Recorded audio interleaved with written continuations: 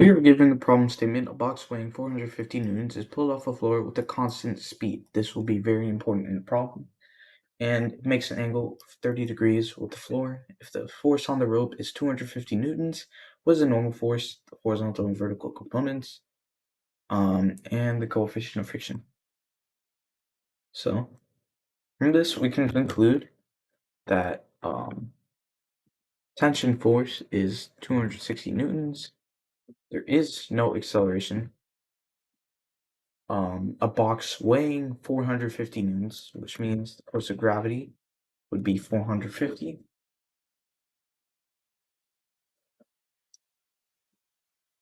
And that's all the things that we can conclude just from the problem statement. Okay, so let us start by creating a free body diagram. As always, we'll represent this as a dot. We can draw vector, the tension force, this direction, and then we can draw components. So we'll call this T, Tx, Tx, then T1. Okay. In addition, we also have frictional force, which is going in the opposite direction, gravitational force, and the normal force. Okay. So, and then we can label this as G, F of K, and then we'll call this F of T. Okay. I mean, not F of T. F of N. Yes. Okay.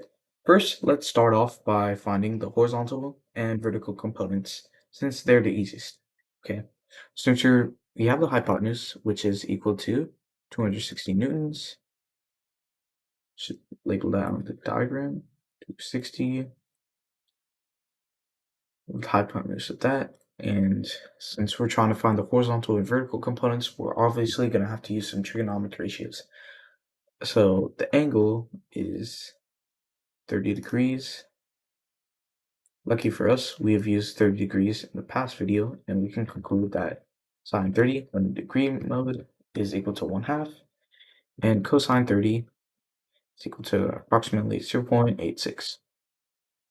So we can find x component of the tension force simply by taking the tension force and multiplying that by cosine 30, which could be simply shown as 260 times 0.86, which is equal to uh, around 223.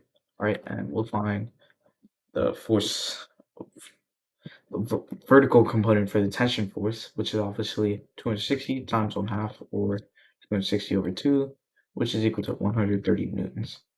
Okay, and we can go ahead and label that. So 130 newtons and 223. Okay, now let's try to solve for the force of gravity.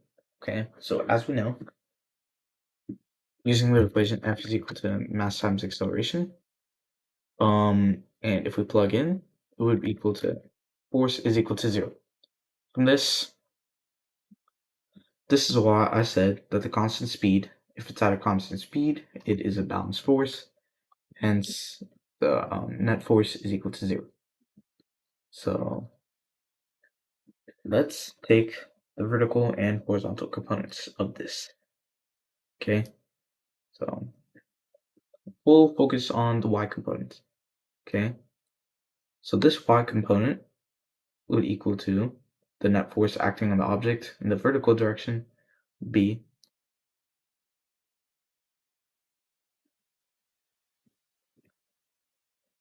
so we'll call this F of y equal to the normal force plus the vertical component of the tension force minus the force of gravity. And as you can see, there's nothing else acting in the vertical direction. Plugging this in, we get that 0 is equal to force of the normal force plus, what did we say, the force of FTY. 200, no, 130. I can't see. Minus 450. So 130 is 450. That's equal to 320. So we can simplify this as negative normal force is equal to negative 320. We get that the normal force is equal to 320 newtons. Let's put that here. 320 newtons. I will label this as 450 newtons. Okay, and now we can easily find the coefficient of friction. Remember, the coefficient of friction is just this. We're not actually finding the frictional force, although that's like sort of a subset of the problem. Okay, so remember how I said we took the y component? We can also take the x component, okay? So let's take the x component of all the things acting in the x direction. So you can say it would be f of t of x minus f of k. So f of x would equate to 0, as the net force is just 0. F of t of x would equal to 223, and then we subtract f of k. Simplifying this, we get that f of k is equal to 223 newtons. Okay, so plugging in to the formula of k is equal to the coefficient times normal force. We've already found the normal force. Let's just plug it in. We're trying to find the coefficient, and the normal force is 320. Okay, so 223 over 320 is equal to the coefficient. Now let's plug that into our calculator, and we get approximately 0. Let's just round it to 0.7. Okay, so coefficient of friction would be 0.7. Okay, so lastly, let's just box in our answers. Okay, 130 newtons for the vertical component, 223 newtons for the horizontal component. The normal force is equal to 320 newtons. And lastly, the coefficient of friction would equal to 0.7. Thank you.